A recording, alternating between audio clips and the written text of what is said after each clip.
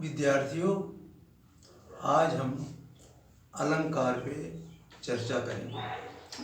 अलंकार का शाब्दिक अर्थ होता है शोभा बढ़ाना। आप लोगों ने देखा होगा कि ज्वेलर्स, सुनारों की दुकानों के एडवर्टाइजमेंट भी होते हैं अलंकार, आभूषणों को भी कहते हैं। तो बच्चों, शोभा कैसे बढ़ती है? ये एक तो पर्सन या व्यक्ति जो होता है खूब अच्छे सूट बूट पहन करके बढ़िया सा आए तो इसकी शोभा बढ़ जाती है। और दूसरी चीज़ है जो अपने मुंह से, अपनी बातों से, अपने भाषण से सब लोगों को सम्मोहित कर ले तो इसके तो भी शोभा हो जाती है।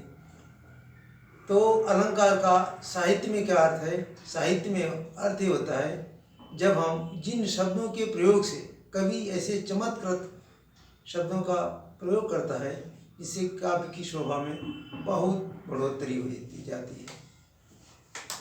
तो इस प्रकार से साहित्य में जो ऐसे शब्दों का प्रयोग करने पर कई चमत्कार हो जाते हैं, शोभा बढ़ जाती है काव्य की, तो इसे अलंकार कहते हैं।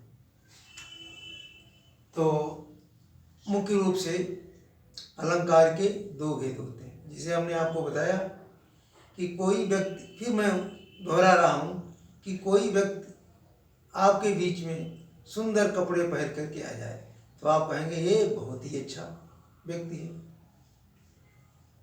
और यदि इसका भाषण खराब है, बोलचाल ठीक नहीं है, तो आपका जो मन हो जाएगा कि अरे ये तो सूट बूट इसका बेकार ही है। इसी प्रकार से काव्य के जब हम पढ़ते हैं या सुनते हैं काव्य, तो हमारे कानों में जो शब्दों की आवाज़ जाती है उसको सुन करके बड़ा अच्छा लगता है, तब वहाँ पर शब्द अलंकार हो जाता है। इसके विपरीत जब हम शब्दों को सुनते हैं, साहित्य को सुनते हैं और हम उसका अर्थ समझते हैं, तब क्या हो जाता है? ये अर्थालंकार हो जाता है। तो इस प्रकार से अलंकारों के मुख्यतः दो भेद हैं। नंबर 1 शब्द अलंकार, नंबर 2 अर्थालंकार, जो यहाँ आपको दिखाई देते हैं। तो शब्द अलंकार में क्या होता है मुख्य रूप से कि एक अनुप्रास अलंकार होता है। अनुप्रास अलंकार में एक ही शब्द, एक ही व्यंजन की साहित्य में बार बार, कविता में बार बार आवृत्ति होती है। वहाँ पर जब एक ही शब्द बार बार कहा जाता है तो बड़ा अच्छा लगता है। इसे तरनी तनुजा तट तमाल तरुवर बहुचाय, ता का प्रयोग बार बार हो रहा है तो सुनने में अच्छा लगता है। एक दूसरा होता है यमक अलंकार। यमक अलंकार में क्या होता है?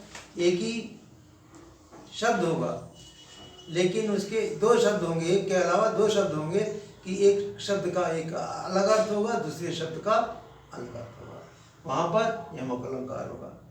और तीसरा होता है श्लेष अलंकार। श्लेष माने चिपका होना। जब एक शब्द के कई अर्थ होते हैं तो वहाँ पे श्लेष अलंकार कहा जाता है। इसका जो है हम आगे चर्चा करेंगे। एक होता है जिसमें शब्दों की आवाज़ से खटखट खटखट तेज आवाज़ें बोले छपक छपक तलवार, ध्वन्यात्मक अलंकार होता है।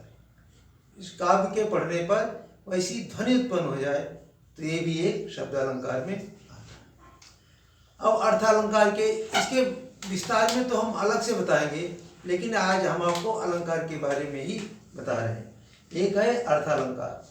तो अर्थालंकार के क्या होते हैं? उपमा अलंकार। उपमा माने जिसमें एक वस्तु की दूसरे वस्तु से समानता दी जाए, उसे उपमा अलंकार कहते हैं। दूसरा है रूपक। जब एक वस्तु को दूसरी वस्तु, जो एक वस्तु मतलब जो साहित्य में जिसका वर्णन करते हैं, वो एक वस्तु जिसका वर्णन करते हैं उसको दूसरी वस्तु मान लिया जाता है, सुंदर वस्तु के समान मान लिया जाता है, तो हम उसको रूपक कहते हैं। इसी प्रकार से उत्प्रेक्षा अलंकार होता है। उत्प्रेक्षा में क्या होता है?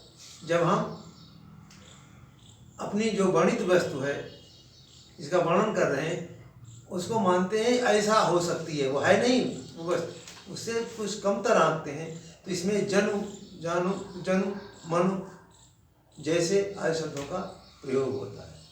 एक होता है भ्रांतिमान। भ्रांतिमान अलंकार क्या होता है? जिसमें भ्रम हो जाए, वहाँ पे भ्रांतिमान अलंकार होगा। जैसे आप अंधेरे में चारपाई से उतरे हैं, बेड से उतरते हैं, तो नीचे आपको कुछ दिखाई पड़ जाता है और आप कूद जाते हैं। किसलिए कूद जाते हैं? अजनबी सांप हो, लेकिन पड़ी थी क्या? वो रस्सी एक्चुअली पड़ी थी अंधेरे में, तो आपको क्या हो गया? भ्रम हो गया। तो यहाँ पर भ्रांतिमान अलंकार हो जाता है। फिर नेक्स्ट अलंकार है संदेह। संदेह में क्या होता है? आपको संदेह हो जाता है ये वस्तु ये है कि अथवा वस्तु वो है। जैसे कि आप बेड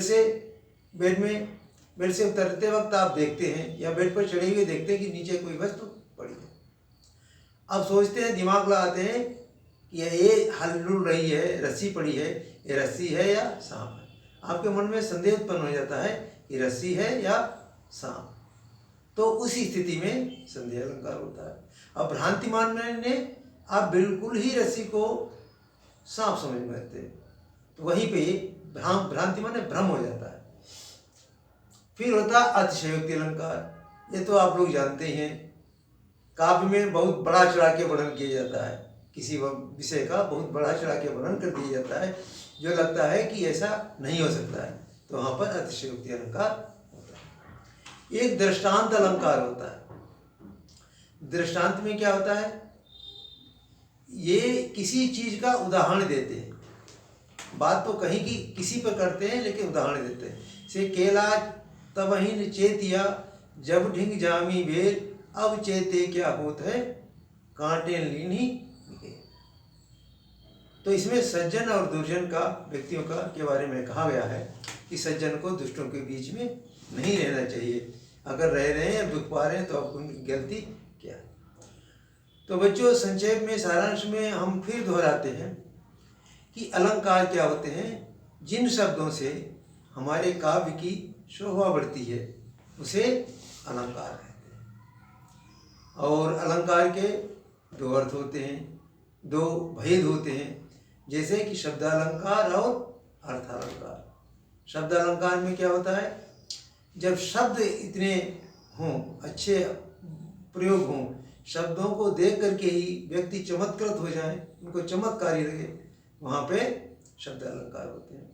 और अर्थालंकार में जब आप उनका भाव ही समझेंगे, उनका अर्थ समझेंगे, तभी चमत्कृत हो पाएंगे, तभी आपको आनंद आएगा, अच्छा लगेगा, वहाँ पे अर्थालंकार होता है।